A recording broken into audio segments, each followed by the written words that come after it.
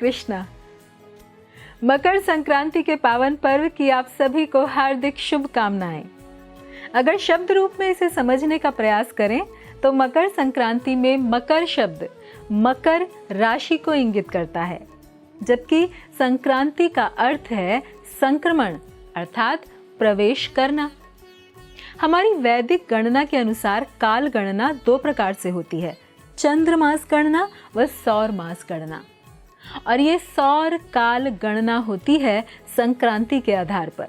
संक्रांति अर्थात संक्रमण, सूर्य का संक्रमण, सूर्य का प्रवेश, यानी सूर्य जिस राशि में प्रवेश करते हैं उसे कहते हैं उस राशि विशेष की संक्रांति। वैसे तो सूर्य संक्रांति 12 है, परंतु 4 संक्रांति महत्वपूर्ण है, जो है मेष, कर्क, तुला व मकर संक्रांति। तथा मकर संक्रांति इस दिन का खास महत्व इसलिए बढ़ जाता है क्योंकि इसी दिन से सूर्य देव उत्तरायण होते हैं, अर्थात सूर्य देव का उत्तर दिशा में यात्रा करना। इससे पूर्व सूर्य देव दक्षिणायन में होते हैं, यानी दक्षिण दिशा में यात्रा कर रहे होते हैं, और ये काल अवधि 6 महीने तक होती है। इस उत्तरायण के विषय में स्वयं भगवान श्री कृष्ण भगवद गीता में कहते हैं कि उत्तरायण अर्थात मकर संक्रांति के दिन से आगे के 6 महीनों में जो भी लोग अपना शरीर छोड़ते हैं उनकी गति उच्च लोकों की ओर होती है, जबकि दक्षिणायन के 6 महीनों में जिन लोगों का शरीर छूटता है वे निम्न लोकों की ओर पलायन करते हैं। लेकिन हर नियम का एक अपवाद होता ही है, जो यहाँ भी है कि ये सब नियम उन लोगों के लिए हैं जो भगवान के भक्त नहीं हैं।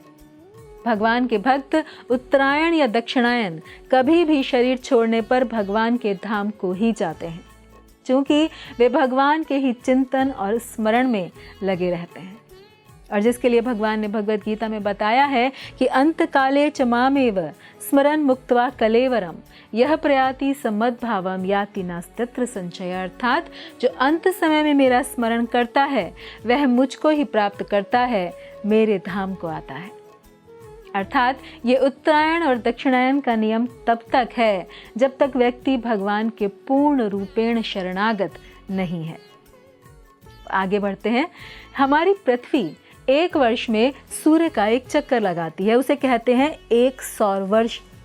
परंतु देवताओं की गणना में हमारा ये एक वर्ष एक दिन होता है, यानी देवताओं के एक दिन में एक बार परिक्रमा हुई सूर्य की।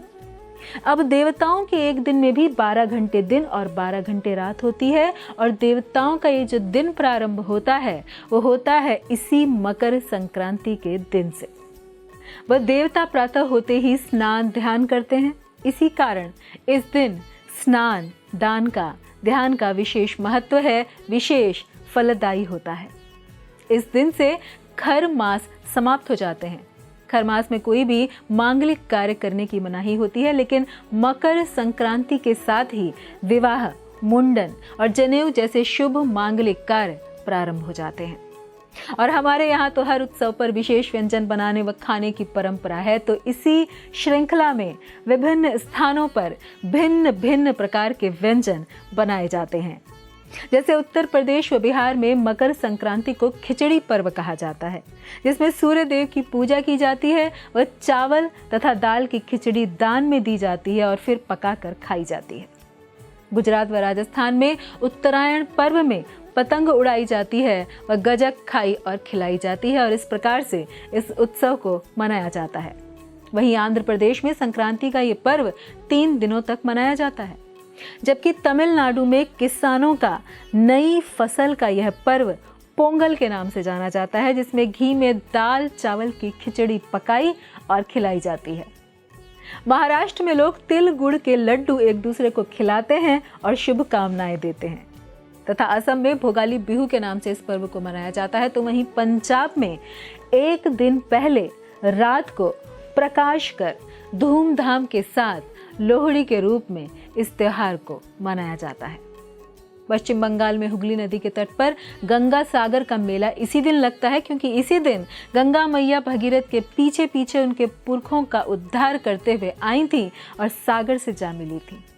इसलिए अगर संभव हो तो इस दिन गंगा जी में स्नान करना चाहिए व अपने पितरों का ध्यान व उन्हें तर्पण करना चाहिए तथा सूर्य देव की पूजा भी करनी चाहिए। अब जैसा कि हमने देखा कि ये समय है ऋतु परिवर्तन का, समय परिवर्तन का और नई फसल के पकने का। और ऋतु परिवर्तन व समय तथा अन्न यानी फसल, इन सब पर सूर्य का सीधा प्रभाव पड़ता है। तो इसीलिए इस संसार के जो जीवन सदृश हैं, दीप हैं, ज्योति सदृश हैं, प्रकाश हैं, वे सूर्य देव इस मकर संक्रांति के दिन संक्रमण करके शुभ उत्तरायण का प्रारंभ करते हैं, देवताओं के दिन की शुरुआत करते हैं तथा हम सभी के लिए शुभता का प्रसार करते हैं। तो उन दिवाकर को प्रसन्न करने के लिए अपनी अपनी क्षमताओं व परंपरा के अनुसार पृथ्वी पर विभिन्न स्थानों पर लोग उनकी पूजा अर्चना करते हैं, उनको प्रसन्न करते हैं और इस प्रकार इस उत्सव को मनाते हैं। परंतु यहाँ पर अत्यंत ही महत्वपूर्ण तथ्य यह है जानने योग्य कि ये सूर्य देव हैं कौन। तो ब्रह्म संहिता में सृष्टि के रचयिता ब्रह्मा जी कहते हैं कि सभी ग्रहों का राजा सूर्य देव महातेजस्वी है, वे भगवान की एक आंख हैं तथा वे सूर्य देव जिनकी आज्ञा से समय के चक्र को चलायमान करते हैं, उन भगवान श्री गोविंद को मैं प्रणाम करता हूँ।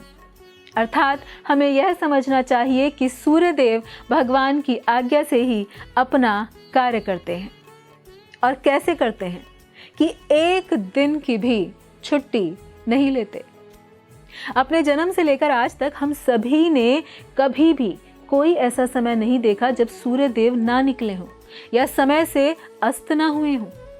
एक कर्मयोगी की तरह सतत निरंतर इस समूचे ब्रह्मांड को प्रकाशित करने का अपना दायित्व, अपना कर्तव्य निभा रहे हैं।